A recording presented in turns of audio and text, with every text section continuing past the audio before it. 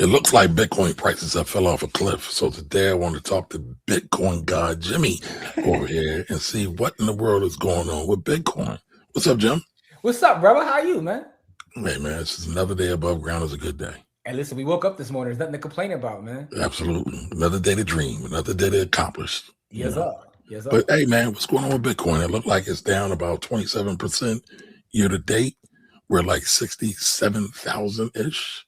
What's going on with that? I'm excited, man. What an opportunity for me right now. I'm super excited about it. And it's funny because people was like, yo, you're excited whether it goes up or down. Yeah, I mean, I am. I know the value proposition. When it's down, it gives me the opportunity to buy more. When it's up, I get to hear people tell me how smart I am. but honestly, though, it's simple supply and demand, right? So yesterday, you and I were actually talking to a guy who was a mortgage banker, and he used a great word. He says, like, everyone is guarded right now.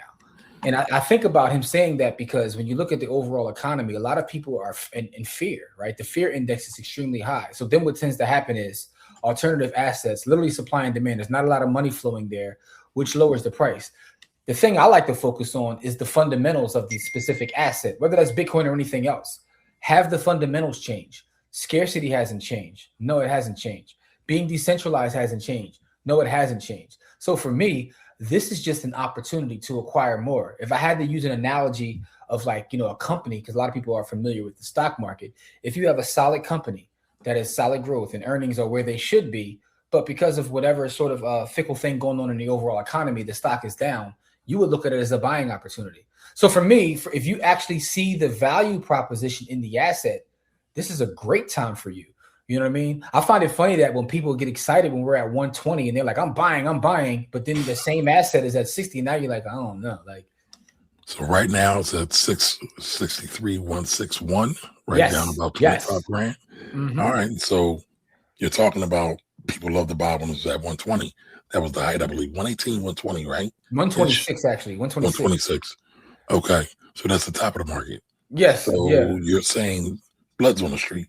So now blood is on the street. But the thing about blood being on the street is we know historically speaking, regardless of the asset, whether we're talking about real estate, the stock market, whatever we're talking about, historically speaking, when there's blood on the street, that's when people get wealthy.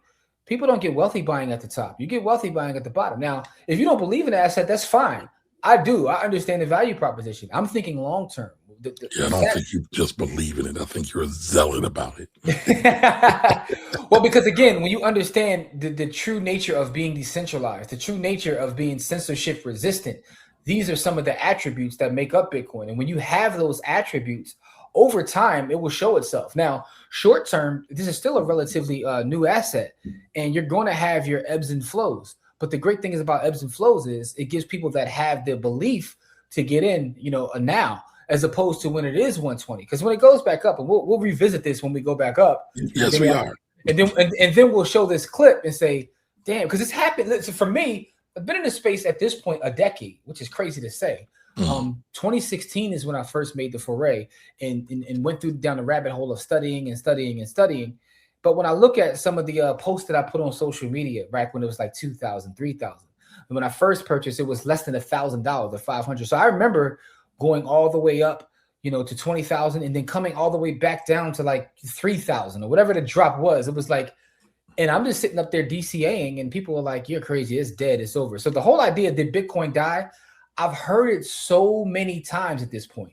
I've heard it so many times that it's like, I block out the noise. People think that I lie when I tell them I don't even check the price action. When you said 67, I was like, yeah, you showed me 63. I'm like, oh, okay, it is 63. Like, because to me, the price there's two things that I've been buying that I never check the price on because it doesn't matter. And one over the last 20 plus years has been the S&P 500.